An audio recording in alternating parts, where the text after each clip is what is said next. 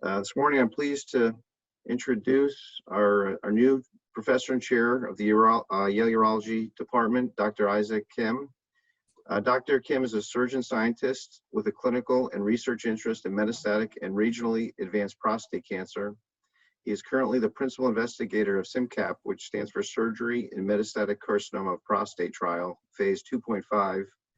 And this study will assess prospectively the benefit of radical prostatectomy in men who present with metastatic prostate cancer. And today, Dr. Kim will be talking about cytoreductive radical prostatectomy. Where are we? Again, Dr. Kellner, thank you very much for the introduction. I am so excited to be here today, this is actually my first talk, as a first official talk as a member of Yale Urology. So I'm just delighted to be here. And I've met many people, met the entire faculty, looking forward to meeting the residents and the rest of the staff. And again, everyone has been very, very kind. I look forward to a great time and a great journey with the department. So as Dr. Kellner said, I have a deep interest in this concept of cytoreductive radical prostatectomy. This is a concept I've been pursuing for about a little less than the last decade now. And so over the next about 40 to 50 minutes or so, I want to outline for you, what we are, where we are right now, and where I think this is going. So this is my disclosure slide. I am on the ad hoc member of the Intuitive Surgical Urology Advisory Board. I also have a clinical trial that's sponsored by Janssen as well as Astellas, and I'm a co-founder of Montanone Therapeutics, which is a small startup company that's examining a small molecule inhibitor against ARV7. So the objective for this talk is to discuss with you, where this started. And we all start, when you're trying to do a clinical trial or test a concept, you have to take a look at what you've done. So starting with the retrospective data. And then to get this going, we did a small phase 1 study. I'll share the results with you. And we recently just completed our long-term analysis, long-term data results analysis. And then finally, I will share with you where the SimCap study is right now. So, when you have an idea that you want to pursue, oftentimes it is not because it just, comes out of your head or you're thinking about it and all of a sudden you have this enlightenment. And likewise for me, the concept of this issue of pursuing, cytoreductive radical prostatectomy came about because it's chance encounter that I had with a patient back in April of 2013. So this patient, which I call him JG, is a 56-year-old African-American gentleman. He's a professional gentleman. He presented in my office with a PSA of 352 at the time. Clinical workup demonstrated stage to be T3, N1, M1B. On a CT scan, he had about a 6 centimeter huge lymph node that was wrapping around the right obturator nerve. It had widespread bony metastases. So if you look at the number or the survival probability for this patient, you would say his 5-year overall survival probability is roughly 30%. The difference for him, or the reason that I got interested in cytoreductive radical prostatectomy, was that JG's wife was a nurse. So she was one of the nurses on the 6 North, which is the floor that my patients go to when I do radical prostatectomies. So she was very versed on this topic, and she came and said she understands all the situation or what the issues are with her husband, but she wanted to try something. So she asked for cytoreductive surgery. So after multiple discussions, right? Initially my thought was that this is not something that we should be doing. But after multiple discussions, patient was very convincing, and she did bring up the issues of the other diseases where cytoreduction is a standard of care. So at the end, we said, okay, let's give it a try. Intraoperatively, I found an extensive local disease. It was a hard operation. There was an extensive lymphadenopathy, with the largest one, again, as a CT scan showed, that was wrapped around the obturator nerve. Actually, I'm sorry, it's obturator nerve on the right side. So the decision at this point is that, do we go after this lymph node? And actually then at that point, you have to cut the obturator nerve. And again, I wasn't convinced that the surgery was going to be helpful to the patient or, that, huge beneficial. So we're just not sure. So I think, cutting the obturator nerve to take the node out, I think would have been, I think was, I just couldn't do that. So what I decided to do was leave a lot of disease still intact in his body, just kind of like shaved off as much as I can safely off of the optic nerve and left it at that. Lo and behold, though, fast forward 2 years later, right? His PSA remains undetectable. No lymph node evidence of disease. CT scan and bone scan were all clear. So after 2 years, I lost him to follow up, although I did meet him years later again, that he was doing quite well.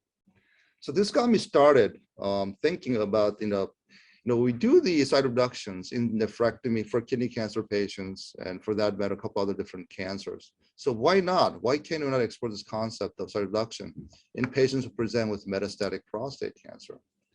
So if you look at the landscape right now in the United States, there are still a significant number of patients who present with metastases. So we think of prostate cancer as something that's easily curable, but based on the the latest data that was published in 2020, that the approximately 7% of men with prostate cancer present with metastases on presentation. So that translates to roughly around 15,000 patients, new patients. For these men, the 5-year relative survival rate is roughly 30%. The median survival is roughly around 3 years. So again, when patients present with the metastatic prostate cancer, the outcomes are extremely poor. Now, we're not alone in this globe and earth, right? If you look at the world, where the medicine is not as far advanced as we are, metastatic prostate is even a bigger problem. This is data that I found, and looking at the countries in Eastern and Southeast Asia. What you're showing is in countries like Indonesia, approximately 60 to 70% of prostate cancer patients present with metastases. So, if you look outside United States, metastatic prostate cancer is a significant burden for the patients. Currently, if you look at the NCCN guideline, what is the standard of care for metastatic prostate cancer? Well, it is androgen deprivation therapy, and you can add the second-line anti-androgens as well in there, plus or minus docetaxel, so chemotherapy. All right. This is data that we just recently analyzed, and actually this is in press right now. So if you look at this, right, since 2000, so for the last 2 decades, we've heard of blockbuster drugs. And these are like billion-dollar drugs, right, annual sales that have come to the market, starting with docetaxel was there, but sipuleucel-T, abiraterone, enzalutamide. So these are again, blockbuster drugs. So if you look at the Serum Medicaid database and look at the outcome of patients who present with the metastasis, so if you're a man who has metastatic prostate cancer and presented year 2000, versus if you presented in 2016, let's say, what are the likelihood? What is the improvement in your survival? And what we see here is about a 4-month survival difference now.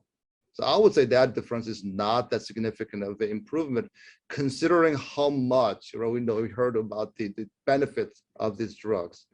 What I'm trying to tell you with this slide is I really think we do need to have a shift in the way we think about prostate cancer, how to do this, because I think with using and going after the androgen signaling axis, I'm not discounting and I'm not minimizing the effect or science of that, but I think at the end, the improvement have been very, very marginal. I would say surprisingly and disappointingly marginal with the approach that we've taken in treating metastatic or metastatic prostate cancer.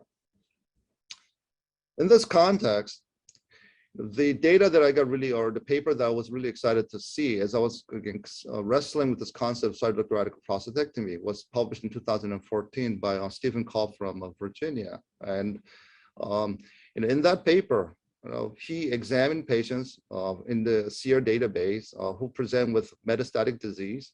These are patients with distant nodes, bone metastases, as well as visceral metastases. And then he divided them into 3 groups. Patients with local therapy, surgery, patients with the radiotherapy or brachytherapy, and then the local treatment. Obviously, because surgery is not the standard of care, it's not done widely, so only had 245 patients. So there's a significant bias in terms of sample size here. Nevertheless, what was really exciting for him, or for this, when I read this paper, is that the 5-year overall survival in patients with metastatic disease who had local therapy was 67.4% with surgery, that is, while the standard of care was 22.5%. Okay. So you're seeing here that with this, that a simple addition of a surgery in addition to systemic therapy, we may be able to triple up to, at least double, maybe triple the survival in terms of the outcomes. Again, acknowledging the potential bias of the sample size and how the study was conducted. When I read this paper, right, I mean, in comparison to what the systemic therapies were doing, I said, this could be a game changer here. Okay? So around that time, I read this paper, and this paper really excited me because I think it was actually, in my mind, we're able to start crystallizing what are the potential mechanisms for how this cytoreduction may be working. All right. So this is a paper that was published in 2009 in Cell. Again, that Kim is not me. I wish I was in that paper, but it's not me. It's actually published by the Joan Massagay's group, Memorial Sloan Kettering. And what Massagay's group did, Dr. Massagay's group did, I think was really, really elegant. What he did in terms of trying to prove the concept of tumor cells metastases interacting, is that he took a breast cancer cell on MCF7 and tagged them with two different colors. So one of them is RFP, that's shown in red, and the other one is GFP, the green fluorescence. So the other one's tagged in green. And into nude mice, he injected them on the one flank with red and the other side with green. So you come back weeks later and take a look at this slide, right? What you see is that there was no mixture of the cells before, but at the end, weeks later, right, when he harvested tumors, there was a significant tumor seeding in which you see both the red tags and the green tags. So again, suggesting that when cancers have metastasized in our body, that these cancer cells are not sitting in there alone in silos. They are constantly moving around and they're seeding itself each other. I think they're really feeding off of each other. So I think this, again, in my mind, started giving me some sort of a mechanistic explanation as to why cytoreductive radical prostatectomy may work. So starting with that, then there's a series of questions I had to answer to get this concept and start exploring cytoreduction in metastatic prostate cancer. So to do this, again, just like that, the CULPS paper from SEER Medicare on SEER data analysis, I decided to take a look at, what our experience is by collaborating with three different institutions, in addition to Rutgers, where I was at the time. All right.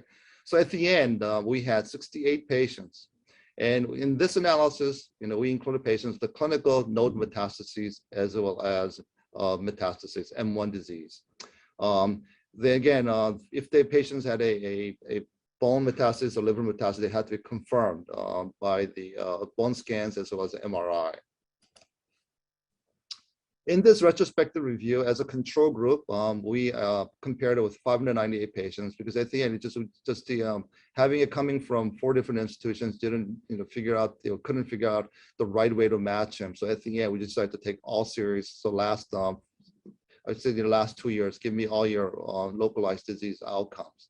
So we just started comparing those two head to head and try to see potentially what the outcomes are. And at this point, with the retrospective review, we're interested in the operative outcomes because if we were going to try to put a clinical trial together on this concept, I had to be 100% convinced that we can do this operation reasonably well. Again, and I had that one patient with JG, and it was a tough operation. Right? So in this analysis, 2/3 of our patients were N1 patients, and 1/3 were M1 patients.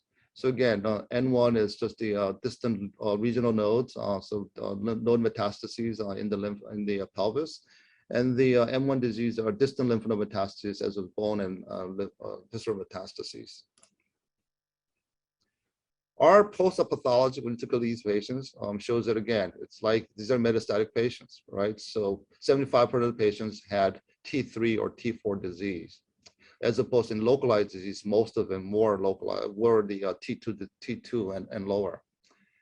Also on the Gleason score, 70% of the patients had 8, 9, or 10. So again, confirming that these patients have an aggressive disease. What was also fascinating or interesting when I took our data is that number of patients with Gleason 6 disease. I know that we're in the era of active surveillance, and a lot of us in our field, experts often will say that Gleason 6, and some I have even heard of the argument that maybe Gleason 6 we shouldn't call it cancers. I think we have to be very, very careful about concepts like that for observations like this. So in this cohort, yes, we have small number of patients, but even with Gleason 6 disease, where these patients have metastasis, they present with metastatic disease. Now you can argue that, post in the hindsight, these patients may be upstaged or upgraded after radical prostatectomy. And you then go back on to say the argument is if you're really Gleason 6, then that disease is not going to metastasize. But I think that is not a fair comparison or fair statement, because the patients that's coming into our clinic for active surveillance, these patients don't have the benefit of time going forward and knowing what it is. So I think that is why I think we have to be very, very careful, in my opinion, about counseling our patients. Okay, I'm not saying that active surveillance is not the way to do it, but I do think that there are patients with the Gleason 6 who will metastasize it. And also, there are patients, again, that we may understage, undegraded. And these patients, again, we have to, I think, counsel our patients accordingly. Okay. What did we find with cytoreduction in our patients? Ultimately realized, again, it is a much more difficult operation, because that was my impression when I did surgery with NJG. Okay, our operative time, approximately hour longer compared to localized disease. Estimated blood loss was about twice as high, although this did not increase, it does not lead to increased blood transfusion rates. Also, hospital stay was significantly longer. Again, median hospital stay for localized is 1 day, and cytoreductions up to 3 days in this retrospective analysis. The thing that was again gave me the signal that I should move forward with this concept, though, is that at the end of the day, though, the overall complication rate between cytoreductive radical prostatectomy and the standard in radical prostatectomy was not all that different. Overall complication rate was 8.82% versus 5.85% for the localized disease. So not very different between the two groups. Okay. Was also another data that was fascinating, or that got me concerned somewhat, is this issue of the incontinence.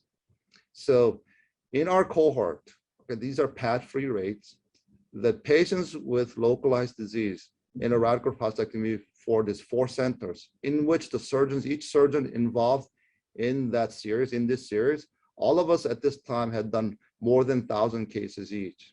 Okay, so in surgeons with high volume, a lot of experience, the incontinence rate was less than 10%. It was at the 2 sites was less than 5%, and 2 sites was somewhere around 10%. But if you look at the cytoreductive radical prostatectomy group, that incontinence rate was more than 40%. So you're really talking about an operation that could potentially increase morbidity to the patient by 4-fold. So I think this is where we have to be careful. When I saw this data, there was some concern there. Okay, are we actually harming our patients, or what we certainly have to weigh the benefits against the potential harm to the patients. So, with that data, the issue, again, I think our conclusion is that CRP, or cytoreductive radical prostatectomy, is feasible, but it is certainly technically more challenging. And lastly, I think if we're going to be this aggressive, there is an increased cost to the patient, which is the risk of incontinence. So with the retrospective study in hand, and again, us being convinced that cytoreductive radical prostatectomy is safe, that then, can we start testing this in a clinical trial setting? So my proposal, my decision at the time was to go with a small randomized phase 2 study to address this issue. However, our IRB had a huge issue with that. And I think that's a story for another time as to how I got, I was able to usher this through. So at the end, the compromise was for us to do a phase 1 study to show that the surgery is actually safe in a prospective manner. So to do this again, I pulled together 4 institutions, including Rutgers, City of Hope, Seoul National University from South Korea, and Juntendo University from Tokyo, Japan. So again, because we were asked to prove that surgery is safe and feasible, so that the primary hypothesis was exactly that. And we decided to declare the major complication rate to be less than 30%. That would use this benchmark as a point for saying the surgery is safe. This is coming off of the salvage radical prostatectomy literature. Again, we use this benchmark at this point because the salvage prostatectomy, I felt in terms of complication, was just as hard as the cytoreductions at this point. Okay. So we felt that for being that aggressive, if the major complication rate was less than 30%, we'll declare the surgery to be safe. And again, our IRB was convinced that was reasonable. So the primary endpoint was the rate of major perioperative complications within 90 days after surgery. So our phase 1 study was limited to patients with the clinical N1, M1A, or M1B disease. So only patients with local or distant lymph node metastases as well as bone metastases were eligible for this trial. Inclusion criteria, again, was a histologically proven adenocarcinoma of the prostate. They had to have a lymph node or evidence of lymph node or bone metastasis by multiple imaging studies. And the most critical point is that the surgeon had to examine the patient and had to decide that the surgery was doable, that the disease was resectable. So again, exclusion criteria is if the disease is unresectable, patient's not eligible. If patients had a spinal cord compression or DVT or a visceral metastasis, these patients were not eligible for this trial. So this is the data from our phase 1 study, the results from our phase 1 study. We ultimately at the end screened 41 patients and 36 patients consented to the trial. This is an 88% consent rate. Again, confirming that these patients are desperate. They are looking for alternatives. At the end, we completed the surgery in 32 patients. At Rutgers, I did 18 of them. All surgeries were done with the assistance of a surgical robot. As you can see in terms of patient characteristics there, our mean PSA was 75.5, with the highest PSA being 418. Median age was 64. And you see that 2/3 of the patients had an M1B disease or bone metastases. And overwhelming majority of the patients had a high-risk disease, again, on Gleason score. What you can also see here is that in our cohort, in our phase 1 study, 20 patients had no systemic therapy prior to the surgery. And again, some patients had a docetaxel-based chemohormonal therapy, and some had the hormone and androgen deprivation therapy. What this trial confirmed was that this operation certainly much, much more difficult. So in our retrospective series, we had like 200 minutes for the OR time. Now in this prospective series, the surgical time went up to 262 minutes on the average. Again, these are from surgeons who's done thousands of cases. So you get a very, very difficult operation. The mean blood loss was 267 minutes, 267 cc's, but no transfusions. And mean the hospital stay was 3.2 days. Overall, we declared the surgery to be safe with the overall complication rate of 6%. Of the major complications, I had one acute tubular necrosis. This patient incidentally had a docetaxel prior to surgery. And again, his creatinine just shot up after surgery. Needed a dialysis for 3 days. And then subsequently, no sequelae. He did really, really well. But there was also one mortality. So this patient did the surgery. I did the surgery. He was discharged on a post-op day number 1. And sadly, unfortunately, his wife found him on the collapse on the floor on the bathroom 5 days later. He was doing really, really well until then. The reason for his death is not known because the family refused autopsy. But if you really, really think about the timeline, my gut feeling is that this is a fatal PE. Now, in terms of treating my patients, prepping for my patients, I do not anticoagulate my patients. I just don't have, I think DVT rate, at least in patients that I've done, is extremely, it's less than 0.1% in my patients. But for this patient though, because of what I've seen, that going forward for all patients with metastatic prostate cancer, I have decided to anticoagulate them, and which is just, again, 5,000 sub-Q heparin. We just give them 1 shot prior to surgery. But we don't do anything after that. But since then, I think that the DVT has, actually, I have not seen any DVTs in this group by changing that. But again, most of my patients, I do not anticoagulate because I don't think that is necessary. So the other, I think, exciting thing that we saw in this, right, is that our phase 1 study showed is that I think there is a significant potential for oncologic benefit. As you can see here, 19 of the patients that we were able to keep track, they had PSA less than 0.2 or undetectable levels of PSA. Also, we had another 8 patients, PSA decreased, but not to the level of 0.2. So I think there was a good benefit, good signal that I think that patients will benefit from the surgery. But what is also very concerning was that we had one patient where his PSA rose dramatically. So he presented with PS of 84. 4 months later, his PS was 1539. And 2 months later, he actually unfortunately expired from the disease. So I cannot help but think in my mind that did surgery actually harm this patient? I can't be 100% sure because it's just one patient. But I think there may be a group of patients, or a small group of patients where surgery may not be beneficial. So I think we have, on the other hand, I think we have a very large group of patients who are going to benefit from being aggressive and removing the prostate, but there may be a small group where the surgery may not be beneficial. Unfortunately, right now, we don't have a good way of telling who these patients are. I'll tell you later on, I think, what this group is, but again, we don't have a clear data on this yet.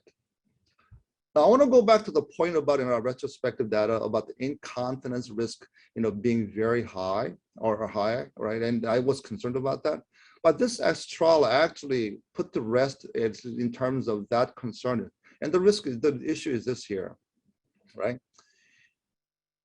In tracking our patients, we had our patients, fill out their AUA symptom score prior to surgery and then after the surgery. So if you look at the AUA symptom score or changes in the urinary symptoms, what they have had before and afterwards, you can see the symptom score slightly improved, although this was not statistically significant. Certainly, it did not get any worse. So why is this, right? Really, if you think about it, I think the disease context is different. So in this cohort, in our phase 1 study, I had 2 patients that came for surgery in my practice who actually had an SP tube. So these patients, the lower tract was already obliterated from prostate cancer. They could not urinate on their own. So they needed SP tubes. So in those patients, if I can render them, they're able to urinate, but they're pad dependent. I think in their mind, actually, there is an improvement in their quality of life. So I think the context of assessing incontinence with respect to cytoreduction or patients with metastatic disease, versus patients who have localized disease, I think we cannot make that comparison because the disease context is different. And I think these patients, again, I think if their risk of one pad use that risk is 40%, I think that's well worth it, I think, for most of the patients with metastatic disease. This is actually a long-term follow-up that we just recently completed. And I put this question out there: metastatic prostate cancer, is it cure possible with a multimodal approach that includes cytoreductive radical prostatectomy? And again, this initial paper, I actually had the honor of having Dr. Weiss take a look at it also. So he gave me very nice feedback as we're trying to get this paper published right now. But we're not the only one. This paper was published in 2017 by the Memorial Sloan Kettering group, where out of 20 patients, they had 4 patients after multimodal therapy that includes surgery, that the PSA remains undetectable after more than 2 years, and all systemic therapies have been discontinued. Their plan, right? Plan is to restart, so this, in our patient, that's what we did. Okay, let me just show you something here. So this is the characteristic of our patients here. So these are actually 5 patients, but the first 2 patients are node metastasis patients. So they are N1 disease, and 3, 4, and 5 are M1B disease, right? So these patients have metastatic disease, confirmed metastatic disease with either bone metastases or distant lymph node metastases. But for these patients, again, right, they were doing so well that we actually decided to discontinue the systemic therapy. And what you can see here is that we're able to maintain them off systemic therapy. They're doing so well. So I will not be able to declare them cured yet, but they're 2 years out from being off of all systemic therapy and 4 years out total from the time of the surgery, and they remain disease-free with PSA undetectable. Overall, so the 5-year survival rate for our patients in this phase 1 study, 68.8%. These are just patients with just M1B disease, because I did not muddy up the water. I did not want to muddy up the water. So this analysis just focused on the 25 patients with the M1 disease. So overall survival at 5 years, 68.8%, which is again very similar to the data that Culp and Stephen Culp published in that SEER analysis. Because of the concern, right, that there may be a group of patients who may be harmed from an operation, from surgery, I wanted to start exploring this. Can we start identifying patients who may benefit from surgery and who may not benefit from the operation? So this is a collaboration that I did with Antonina Mitrofanova at New Jersey Medical School, okay? Because we banked all the tissues from our cytoreductive radical prostatectomy series. So what she did was she took the tissues and she did the RNA-seq analysis. And what you can see from the principal component analysis that, the cytoreductive patients with metastatic prostate cancer is very heterogeneous. And they're all over the place there, as you can see on the panel to the left. Ultimately, at the end, what she was able to tease out is that TNF-alpha pathway appears to be downregulated in patients with metastatic prostate cancer. Yes, in metastatic prostate cancer. So again, the question is, how could that be? And again, we don't have a clear explanation for yet, but we're beginning to start exploring, leveraging the clinical specimens that we've actually obtained from our patients and start really addressing these important and interesting biological questions. So from our phase 1 study, the key lessons we learned is that cytoreductive radical prostatectomy is feasible, but very difficult. Our major complication rate at the end was 6%. The oncologic outcome is very promising. And based on our initial breakdown of the analysis, I think there are actually 3 potential responders, or 3 potential groups with respect to cytoreductive radical prostatectomy. One group, 2/3 of the patients, will do really, really well. PSA nadir less than 0.2. But then there's another group that has a quote unquote a partial response. But I think at the end, there may be a small group patient, 10% or so, whose disease may progress as a result of the operation. As part of that genomic analysis that we did, I asked Antonina, Dr. Mitrofanova, to take a look at these patients. And one of these patients had a really, really high level of chromogranin A. So I'm not sure right now, I'm not willing to say that neuroendocrine tumors potentially are patients who may be harmed from surgery, but I have a hunch that they may. Okay. So then the final question is, does cytoreductive radical prostatectomy have any therapeutic value? That is the question that we're set out to answer, and that's what the SimCap study was designed. So in putting this hypothesis together, our major, or the overall hypothesis is that cytoreductive radical prostatectomy will render the systemic therapy more effective and enhance quality of life in men with metastatic prostate cancer. In trying to, when I'm counseling my patients, how do I get this concept across to them? So the analogy that I would like to use is actually the scene out of a movie, Independence Day. So this Independence Day movie is about the armada of UFOs that's invading the Earth, and then you have this mothership and the UFOs that started all over the world. And what you can do here, and there's this force field that is around the UFOs, and the pilots cannot penetrate with their missiles until the mothership is taken down. Likewise, that's what I'm proposing with this here, is that the mothership is that prostate that is inside the patient. If you take the mothership out, for some reason, I believe that the bone metastases, the visceral metastases, and lymph node metastases all become much more vulnerable to the systemic therapy. Because in that patient, JG, that I just said before, I know when I was operating in him, I left a lot of the lymph node disease in that patient when I did the operation. But 2 years later, when I scanned, it was all completely gone. Again, to me at the time, using him as an anecdote here, is that I think if you take the primary disease out, somehow the systemic therapy becomes much more effective. I have to discuss the role of the radiation because, again, this has come up on multiple discussions I had when I was presenting my data. So what is the role of radiotherapy in patients with metastatic prostate cancer? So there are 2 studies have been completed on this topic. One is the HORAS study, and second is a STAMPEDE study. In the HORAS study, which is a lower sample size study, it did not show any benefit across all subgroups. So one study did not show any benefit. The second study, though, STAMPEDE, did show a benefit at the end in one subgroup in patients with low metastatic burden, 3 or less bone metastasis, so-called the oligometastatic group. But even then, when you go and take a look at the survival benefit in these patients, the benefit is roughly around 3 to 4 months, the overall survival. So at the end of the day, if radiotherapy is effective in patients with metastatic prostate cancer, I think it is going to be at the end, it's only marginal. But also that said, again, because only one study has confirmed benefit in this patient with low metastatic burden, I think additional studies are going to be necessary, at least in my mind, to be convinced that radiotherapy is going to be beneficial in patients with metastatic prostate cancer. That said, SimCap study, when we actually designed the study, this is not an oligometastasis study. We are including all comers with metastatic prostate cancer.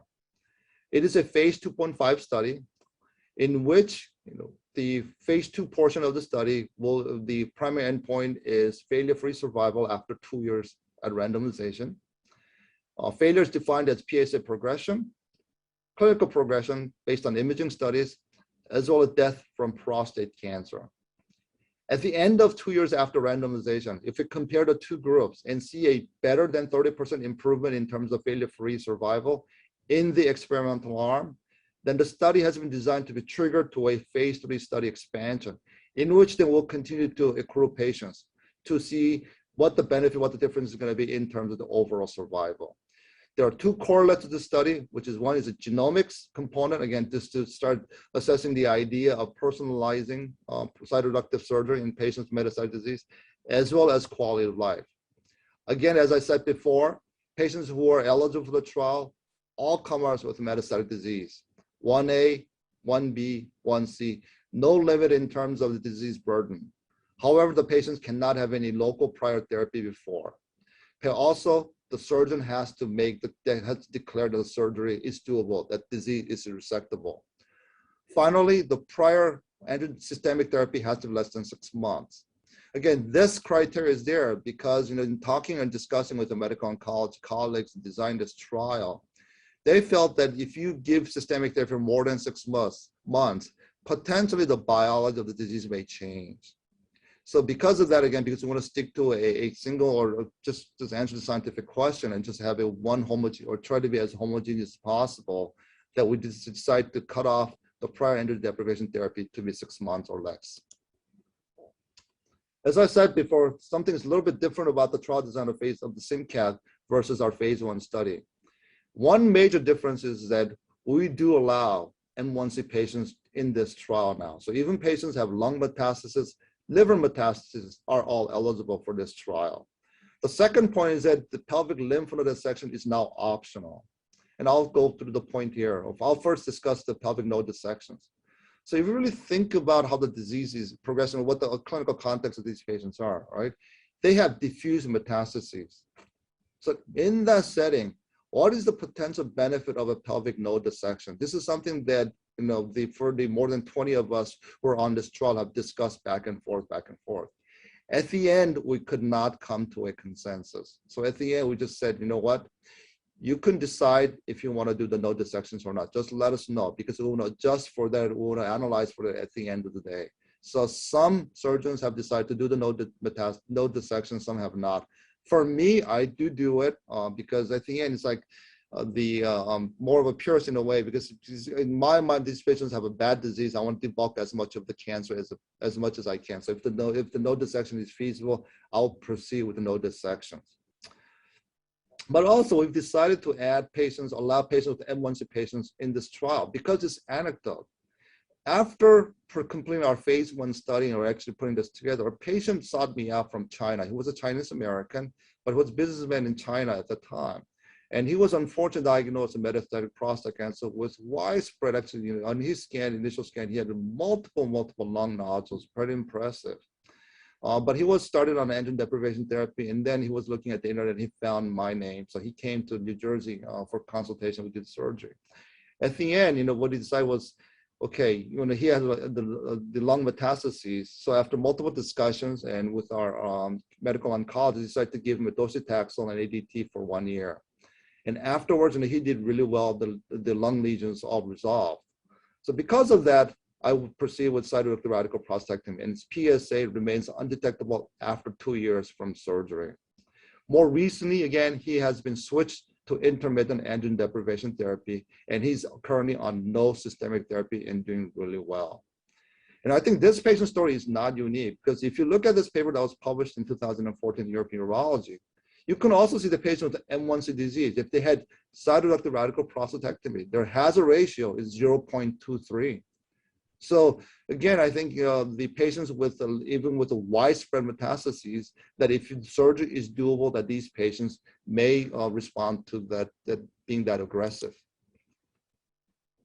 Our SimCap trial design is a phase 2.5, and I did not come up with this design. This is Dr. Joe Shi, who's the chair of the bioinformatics, or the chair of biostatistics at Rutgers. And the trial is designed in such a way that it's a one-to-one randomization between surgery plus best systemic therapy versus best systemic therapy.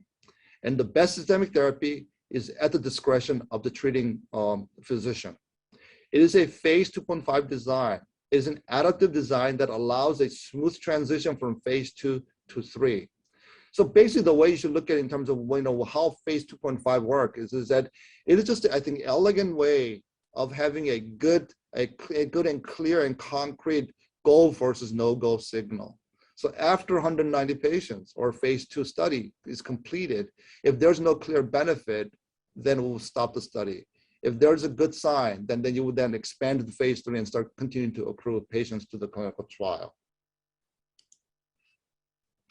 At this point, we'll stratify 6 variables based on geography, based on the duration of androgen deprivation therapy, where the cutoff is between 6 months versus more than 6 months, clinical stage, M1A versus 1B and 1C, number of the metastatic burden, use of abiraterone, and docetaxel. So these are all potential confounders that we want to actually try to balance out upfront.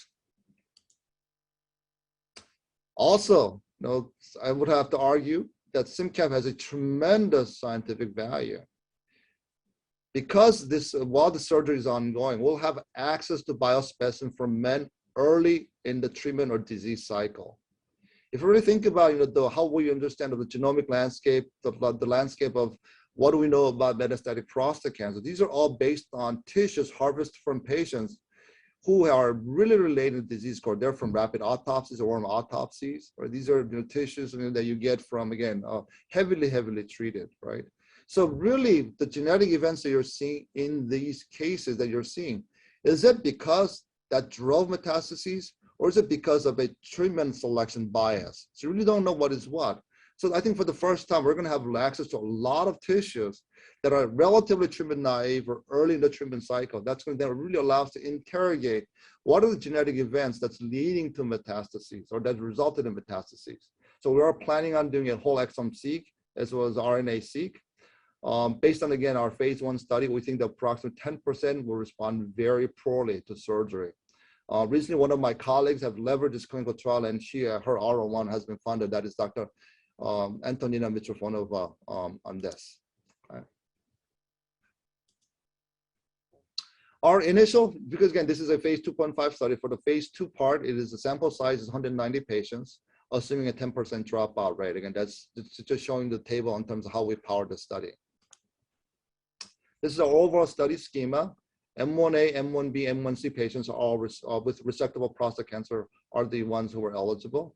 We'll randomize it once they are consented. Arm 1 is the experimental arm with surgery. Arm 2 is just the systemic therapy. Again, this is at the discretion of the treating physician. Primary endpoint is failure-free survival at 2 years. Secondary endpoint is complication rate as well as cancer-specific survival.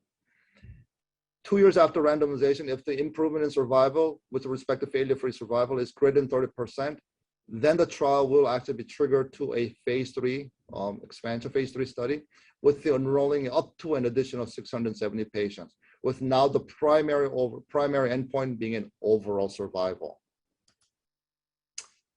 Currently, SimCap team includes at least 27 institutions from 6 countries. You can see the dot here, but again, countries are United States, Japan, South Korea, Hong Kong, Singapore, and Australia. So this is, again, a large international consortium going after this question. This is a question I get quite frequently. Actually, every time I give this talk, this is a question. So this is just a table that summarizes difference between the SimCap study and the SWOG 1802 study. which is again another trial that is assessing the role of local therapy in patients with metastatic disease. In a way, SimCap study is much more pure a study because in our study, the local therapy is only surgery. Whereas for the SWOG study, it both allows both radiation as well as surgery, although a subgroup analysis is being planned for surgery versus radiation. The other thing is that our expected outcome, because the way trial is designed, we'll have an initial readout, we think, or we'll have the initial accrual completed by September of next year. Whereas the SWOG is a full phase 3 study. So the expected readout of the data would come somewhere around year 2031. Lastly, another major difference is that the SWOG study requires a 5 to 7 months lead-in best systemic therapy, and then patients must not have progression prior to randomization. Based on what I just told you about what I think how the cytoreductive radical prostatectomy works, that is very different in terms of the hypothesis testing than ours. Because in our mind, we think that surgery is what is going to make the systemic therapy more effective. So that response to prior systemic therapy to be eligible for the trial is not a criteria for our trial. So this is a fine difference in terms of the study characteristics within the SWOG and the SimCap trial. But scientifically, this is a huge difference in terms of the hypothesis that is being proposed. SimCap trial, I am happy to say, is accruing on schedule. 94 patients have been consented to date. 87 patients have been randomized. This is 52% of target accrual now. We're on schedule to accrue to our 190 patients by December of 2022. Data Safety Monitoring Committee, that is external advisors from MD Anderson as well as Fred Hutch, took a look at our data in August of 2021, and they said explicitly stated they're very happy with the accrual. They allowed us to continue. Now, I have not seen the results because, again, I can't see the results until Data Safety Monitoring Committee allows me to, but they've allowed us to continue, suggesting that the complication rate, at least in terms of safety, it is not any different or is not concerning, at least in the DSMC's mind, in terms of cytoreductive radical prostatectomy. Lastly, I'm hoping that the trial will open at Yale by September 20th, 2021, which is again about 2 weeks from now. Based on what I've done at Rutgers, where we only have about 9 faculty members, I've accrued 30 patients over 2 years. I think with our faculty size, I am hopeful that we'll be able to accrue about at least 30 patients to this trial over the next year. And you can see that the bar graph there in terms of how the accrual is going. So it's going really well. It's really picked up over the last year or so. Again, last year or so, we've now accrued about 50 patients to this trial. So in conclusion, cytoreductive radical prostatectomy, at least in the hands of the expert surgeons, is safe and feasible.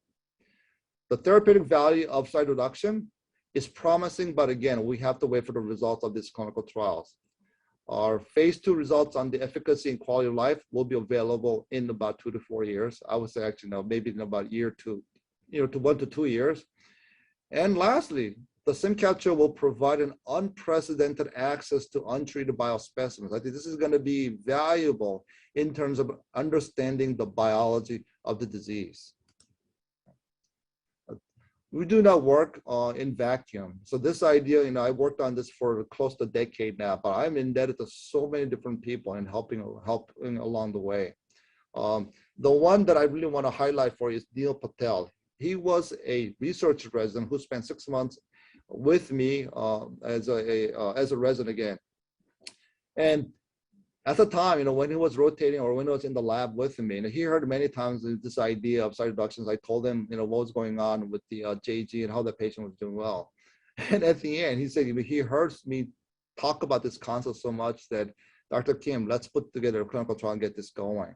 So without Neil, this trial in some sense would not be there because I don't think I would have had to be able to sit down and pull all the protocol together. Now, once he started putting that together, I worked with him closely to develop the protocols and get the phase 1 through. And that's where it all started.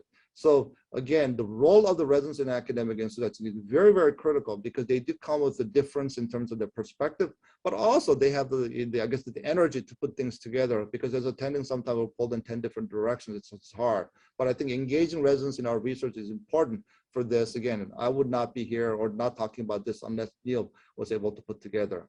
The other thing is that I am in that is Dr. Monish Aaron from USC. Recently, he has been changed to a co-PI in this trial because after his addition from USC, I mean, our accrual number just took off. So again, he has been a valuable addition to our SimCap team. Also, funding agency Gateway for Cancer Research is the one that is sponsoring this study.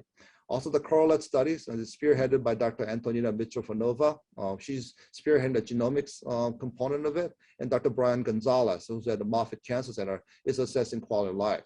By the way, in this trial, of all the patients, when they consent to it, we do assess their quality of life every 6 months. And these patients do so, again, that is designed by Brian, Dr. Gonzalez, by the way, so they have an iPad given in the pre-op visit, the preclinic visit, and they just check off the boxes, and the data gets actually uploaded to cloud server. This is a really, I think, elegant way of tracking the outcomes of our patients. And again, this was designed by Dr. Brian Gonzalez. So again, thank you very much, and I'm happy to take questions.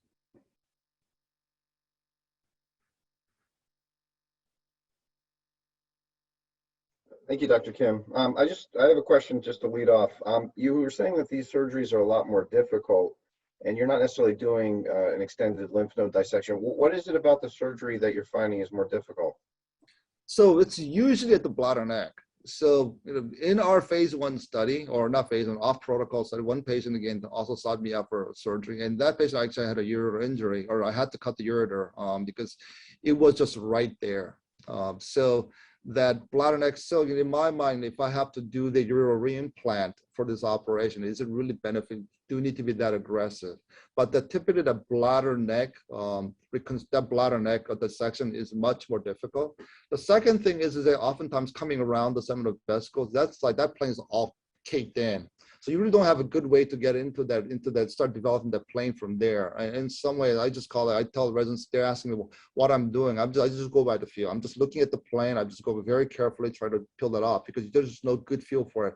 Again, that doesn't happen all the time. It happens probably about 10 to 20% of the time where the plane between the seminal vesicles is just coming behind it. It's just all caked in with the prostate itself. You just don't have a good way of pulling that up and going behind it. So those are probably the 2 areas that is, I think, most difficult for this operation.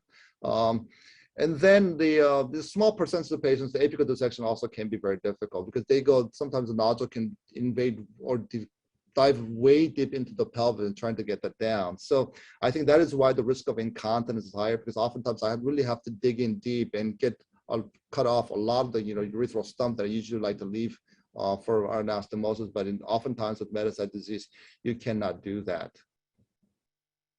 And you mentioned incontinence, which obviously is one of the big problems with the surgery. Obviously, erectile dysfunction is always something that bothers patients. Is that just an assumption that everyone's going to have erectile dysfunction? Because you didn't even mention it in your data. Right. That's right. So because that's the assumption is that. That said, so Bob, it's interesting. So these are patients with metastatic disease and they're on hormonal therapy, right? Afterwards, and our recent data is like 12% of the men. So a small minority of the patients. There were like 3 patients, 2 or 3 patients in our cohort who reported they were potent after the operation. But again, this is not something that I want to raise because I think these patients with metastatic disease, that's not something that I want to focus on. So I just tell them, you're likely going to be impotent. If you conserve your erectile function, you should be very thankful about it, but you should expect to be impotent after surgery for this. So some patients, if they're doing really well afterwards, would go on for an IPP. I had a couple of patients that actually decided to get an IPP afterwards, but additional therapies can be necessary. But yes, most of these, overall majority of the patients will be impotent afterwards. Thank you. I have two questions. One is great presentation, really enjoyed it. I think some very, very intriguing hypotheses. First, a comment.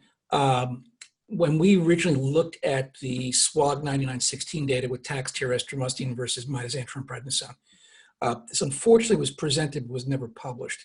we had found that the patients with the best overall survival had a radical prostatectomy, taxed chemotherapy versus, if you can looked at that in a multivariate analysis, although the numbers are incredibly small, we did see a trend. Unfortunately, it was too small for us to really publish.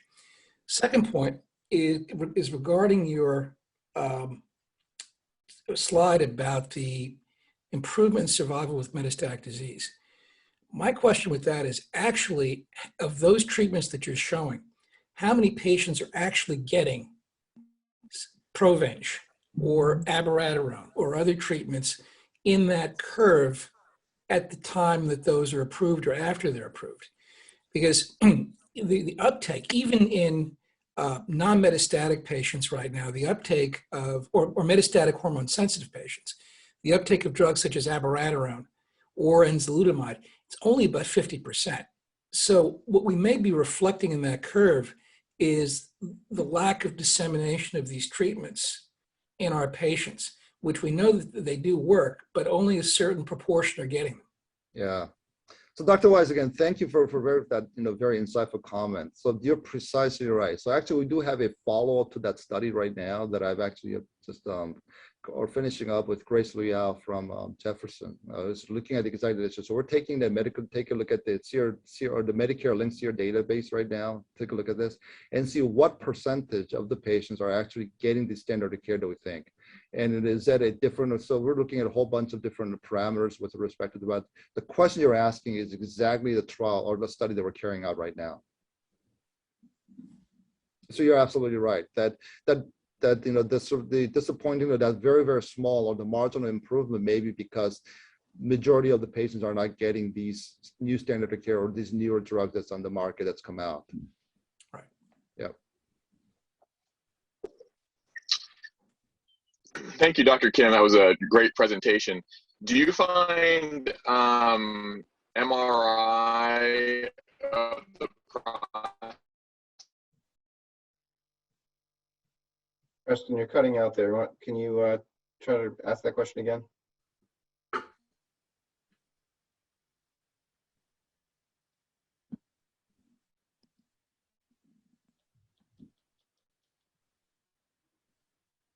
To be helpful in your planning at all? I mean, you're talking about bladder, neck, apical involvement, seminal vesicle involved. Dr. Sprinkle, we're having Does issues that with help? hearing you. Does that help you delineate your surgical? I think I understand. I think what Preston's saying, or Dr. Sprinkle's saying. I think he's asking whether MRI is going to be helpful in terms of staging our patients, and if we could tell and how extensive bladder neck extension is, or bladder neck invasion is, and the extent. So yes, so MRI certainly is helpful. At the end though, Preston or Dr. Sprinkle, what I've learned over the years is that if you give patients that systemic therapy, the hormonal therapy, for a small period of time, actually that bladder neck issues all go away, and the seminal vesicle invasion or seminal vesicle dissection becomes relatively easier. So what I found out is that rather than operating on patients who are completely treatment naive, if you give them a small period or short period of androgen deprivation therapy prior to operating, that dissection plane now becomes much easier to attack. So my rule of thumb now is in patients who I consent for the surgery or who are randomized to surgery, I give them 3 months of hormonal therapy before taking them to the for the surgery. And as a result of that, I have not seen much of a bladder neck issue with that.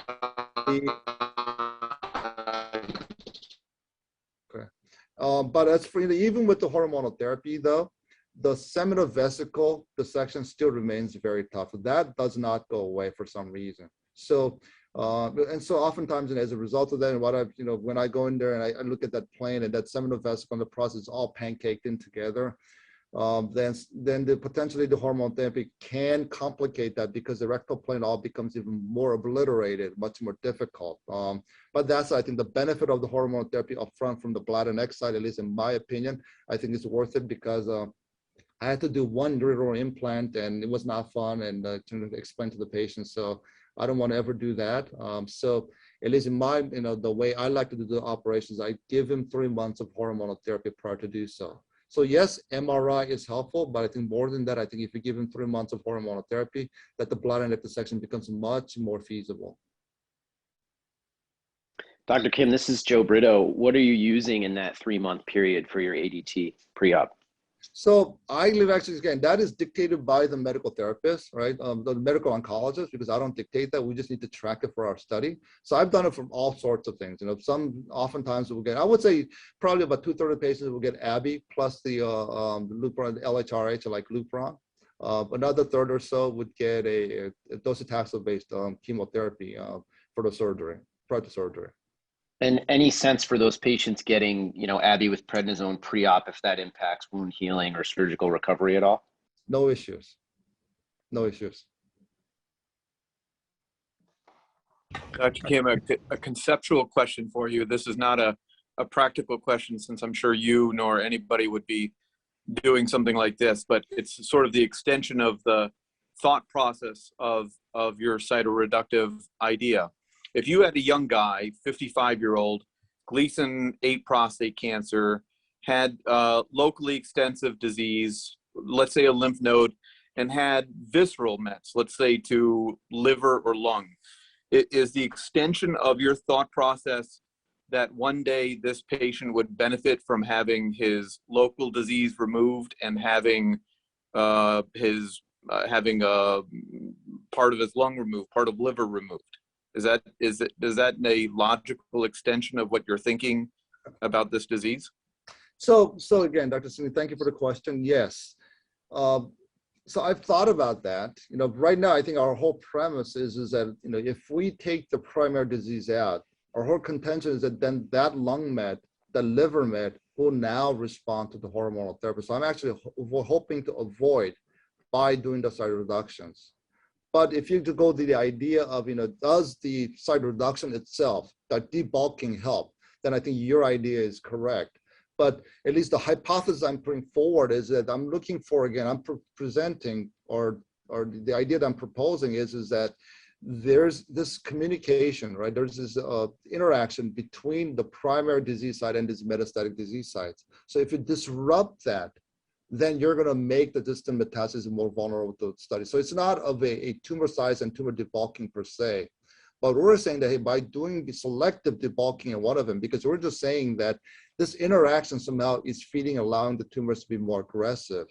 So if you do that, then actually you're going to make the distant metastasis much more vulnerable to the systemic therapy, additional therapies that you're going to come forward with. So in some sense, no, that's the actual scenario that we're trying to avoid. And with the way that we're doing this, it is the hypothesis that we're testing. If it's confirmed, then that's what I would say is that we don't need to go after the small nodules in the lungs and lymph nodes, because they're now vulnerable. They're rendered vulnerable to the systemic therapy. Dr. Kim. Thanks for the great presentation. This is tip of the spear stuff, and I think Dinesh kind of and asked the question that I was thinking, and I was hoping you could lend some insight into the argument that those who are not planning on doing a lymph node dissection as part of this procedure, I know you're on the other side of that camp, but what is their logic for not doing that? I find if your comment just answered that, but I'm just kind of curious, because that's very counter to the spirit of prostatectomy. Yeah. So the arguments, I'm not going to use names, but so some of the surgeons, very, very prominent surgeons, have indicated that, hey, the cancer's already out of the box, right? So the cancer's already out of the box. You're not taking all the cancers out.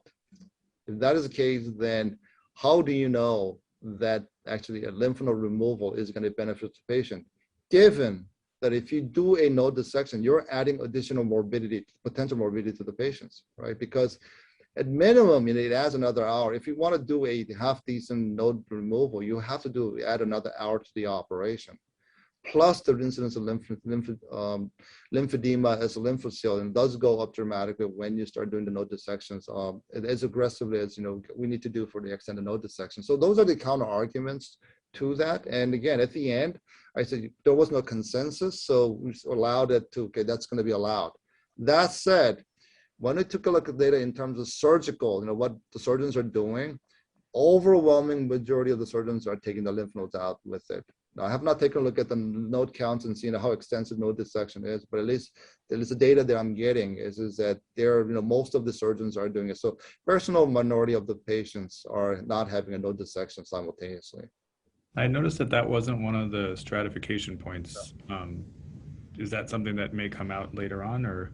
That's right. So that was a concern. So we wanted to put that in. So the issue is that I think if you try to do stratification, the more variables you have, the more complicated it gets in terms of randomizing patients. So at the end, when we talked with the biostatistician, we had to limit in terms of potential confounders.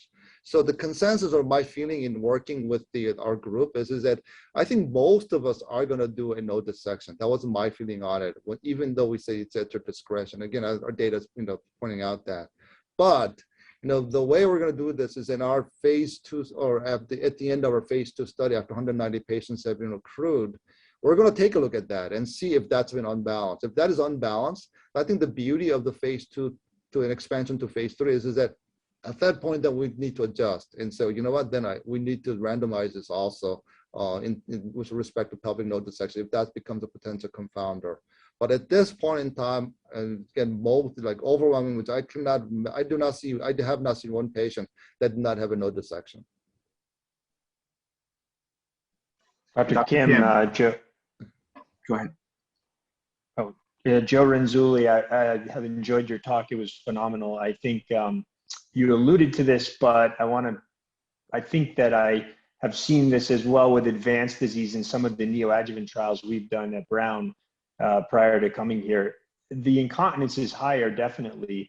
Do you think it's more of the disease state and invasion into the external sphincter? Because I don't think it's necessarily the operation itself. I think it's the extent of disease that is compromising the external sphincter. Right, precisely. So, what is different about the way I do radical prostatectomy versus for localized disease versus site reduction? I do a much wider bladder neck dissection. I try to spare the bladder neck as much as I can in patients with localized disease. But in patients with metastatic disease, I go out very wide. I do take a lot of the bladder neck. Second thing is that apical dissection, I do take it much, much deeper in because it's just, again, that's what the disease is. So I do wonder in my mind that I am probably sacrificing or compromising some of the sphincter functions as the dissection goes further or deeper into the pelvis. But in terms of the operation itself, it's not, at the end, reconstruction is all the same. So it's not going to be all that different from that sense. But I do think that the tissue we're taking out are much more so in these patients than the standard straightforward radical prostatectomies. The other thing I was going to mention, the Gleason 6 disease that you presented, that's worrisome, knowing that now we've accrued hundreds of patients on active surveillance. So that even that small percentage represents a large number of patients. As an institution, perhaps we should look at a better way to risk stratify even Gleason 6, whether it be biomarkers, et cetera, decipher scores. But I think everyone has a little bit different approach to it, and perhaps there's even a more scientific way to risk stratify the Gleason 6 population, and certainly the 3+4 disease, because a lot of us are even offering low volume 3-4 active surveillance. So perhaps we can look at that as an opportunity to kind of standardize that across the department. Yeah. Some of that is, so I am aware of, I think there are huge active surveillance volumes. So I do want to take a look at that. That's something that I do want to take a look at, right? I think a lot of genomics analysis, I think that goes with it. I think it's also very important to take a look at it, So at the end, right? I'm pretty aggressive with the operation because of some of the things that I've seen in our analysis, right? This is that I think with the issue of the active surveillance, I went to that at the front, right? This is that in hindsight, yes, if you have a 3+3 disease, overwhelming majority, there's not going to be a metastases. But I do think upfront, though, when you don't have the benefit of time going forward, and you don't have the hindsight, and you don't have access to the tissues, the full tissues, then there's a significant chance of having a staging error, the diagnosing error with the Gleason score. And I think that is something that is not very well accounted for and not discussed, I think, with our patients. At least that's my opinion of this. I think We have to be very careful, I think, in what we consider Gleason 6 to be, cancer, non-malignant. Again, there's multiple different ways of addressing this. I think we do have to be careful. I think at the end of the day, though, if I have a 3+3 disease with that, right, and I'm not going to say that that is not a non-cancer, because again, the issues of the not having that hindsight, and when I'm sitting there with that disease, then there is a chance that the cancer can metastasize. So I've had plenty of my colleagues at Rutgers came to me actually with a low-risk disease. And I think they've looked at the data, and I give it, these are like scientists, I give the data, and at the end, a lot of them opted for radical prostatectomy for that reason, because of the uncertainty about the grading and as well as staging. I have another comment about that. I mean, I think we also have to be careful about overtreating Gleason 6. Epstein had his paper in 2012 looking at 14,000 radical prostatectomies and not a single Gleason 6 with nodal metastasis. Yeah. Scott Egner's paper from 10 years ago, multi-institution with 10, 12,000 patients and cancer-specific survival at 15 years for Gleason 6 patients was like 99.9% or 99.8%. So I mean, I think it's been established that the vast majority, nearly all of Gleason 6 is indolent, and I think the grading disparities notwithstanding, Gleason 6 itself really does, if it metastasizes, I think it seems to be exceedingly rare. Yeah. But I agree there needs to be more clarity, but I think we have to be cautious as a field to not overtreat. Yeah. Because it then raises the issues that we've been dealing with for 15, 20 years now. Right. So I mean, again, Dr. Kennedy, that's right. I'm not saying that we need to go back to where it was before. That said, the issue that I have with all these, papers or these comments about the Gleason 6 disease having no metastasis, those are after the fact findings. What I'm saying is that I think, yes, if you're 100% sure that patient that's sitting in your clinic right now with the Gleason 3+ disease on that biopsy is 6 disease, then you can make that argument. But we don't have the benefits. We don't have the benefit of time, as well, we don't have the benefit of actually seeing inside his prostate and confirming that 3+ disease. I think that is actually ultimately the concern for me in saying that 3+ disease is completely indolent. I think we do have to be careful in counseling our patients, and it is shared decision making, so we have to put the data out there and say these are the issues. But absolutely, we don't want to go back to the days where one core 5% cancer, taking them to the OR and taking the prostate out. That is not what what I'm advocating also. So I hear you. Yep. Dr. Isaac Kim, great presentation. I'm very pleased to see your presentation today. And I have one comment and just 2 questions. The first comment is that I'm very impressed with your team building. I think you build really, international collaboration with the countries in Asian countries, doing a lot of prostatectomies there as well. So I think that, your study is basically taking patients with de novo metastatic prostate cancer patients, which by definition are aggressive patients, right? And then that being said, the genomics is the key in understanding the biology of these patients. And as you all know, genetic counseling is part of the standard of care for many of our patients. So we are referring our patients to cancer genetics clinic for germline testing. And that being said, and when you collect all these samples, prostatectomy samples, even if they got like 2 months of ADT, I think that's where the money is. And there aren't that many studies looking at patients of Asian Americans with Asian background and looking at the genomic landscape of metastatic prostate cancer. So I think your study will be really key in understanding these subgroup of patients. And the question is that, in your study design, I see that some of the genetic work to be done at the Moffitt Institute, I understand. Or I'm not sure whether genetic analysis will be done. I know you mentioned about whole exome sequencing and some transcriptome sequencing. I just wonder if there's any room that we could participate from Yale using our Yale Science. We have a phenomenal sequencing lab here at Yale. I wonder if there's any room for us to participate in this work. That's one question. And the other quick question is that about the study design. I know you mentioned about doing the ADT and docetaxel. How many cycles how many cycles of those sets can we give if we, commit them to a prostatectomy? Okay, so let me go with the first question first, right? So absolutely yes. My intention is that if we're bringing the trial to here and it's going to be run out of Yale, it's going to be transferred over from Rutgers to Yale as of September 20th. That's an intent that we want to leverage this biospecimens as much as we can and actually really allow our investigators access to that. So certainly there are room for it. Dr. Antonina Mitrofanova, again, she and I have been collaborating for the last couple of years on this, so that's why she's part of that. And she's from NJMS, taking a look at this. But at the end, the data and everything will be all housed here within Yale. Right. I think in terms of sequencing itself, I mean, if you could, we have a limited budget. I mean, it's not, we're running this trial out of basically $1 million our budget. So, within that budget, if we can somehow get our Genomics Institute or our core facility to do that analysis for us, yeah, I'm all open to it because I have to stay within that budget. As long as I'm staying within the budget, so I don't care where it gets done. But the preference that if it's possible, yes, I want to do it at Yale. So I think there's you and I can sit down as to what what it is. You raise an interesting point of the docetaxel. So when this is a very small, so it says don't take it to the bank.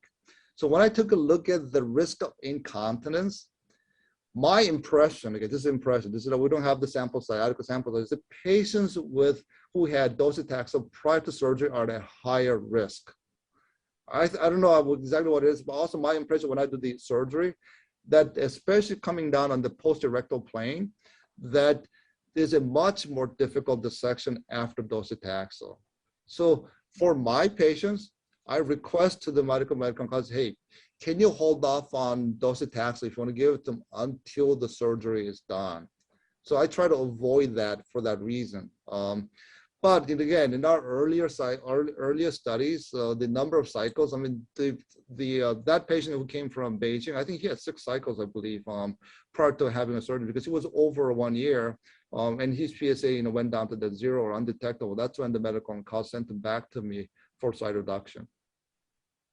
Do you think this is more of a local response rate? I think it may be higher with ADT with maybe ABI or enzalutamide. The local response rate will be higher with those AR targeted agents than taxane-based chemotherapy in such settings. So I think that there may be another argument to use AR-directed therapy over taxane for that group of patients. And I have no problem with that at all. I mean, for patients who are like widely high burden visceral mass, then I really argue for taxane-based chemotherapy. But if we are thinking about this particular trial, then I may, go with ADT plus AR directed therapy, such as ABI or enzalutamide, whatever.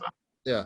So I think the reason, the way they were allowed both to go forward is actually because this involves multiple countries. The standard care is a little bit different. So when this trial was being designed, abiraterone was not approved in Japan and South Korea.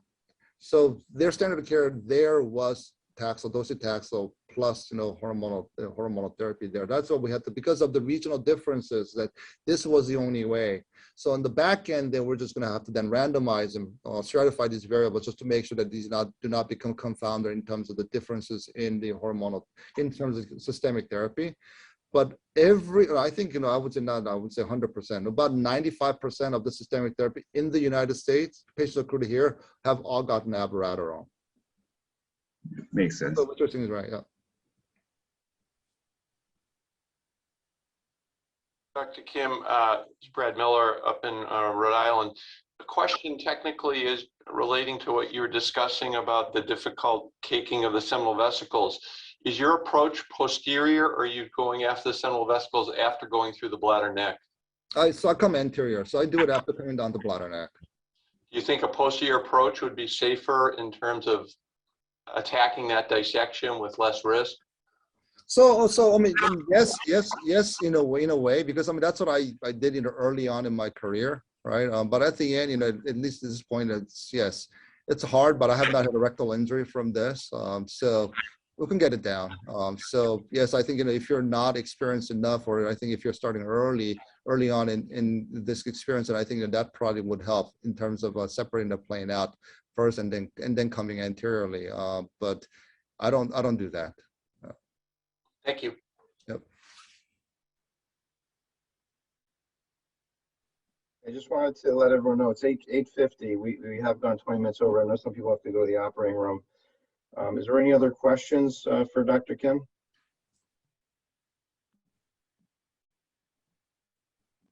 All right, well, the conversation will continue, and we'll make sure we find Dr. Kim a lot of cases to operate 30 patients. All right. So, Thanks. all right. Well, thank you so much, Dr. Kim. We're very excited to have you here at Yale. Thank you. Thank you. Look forward to working with every one of you. Have a great day. Great weekend.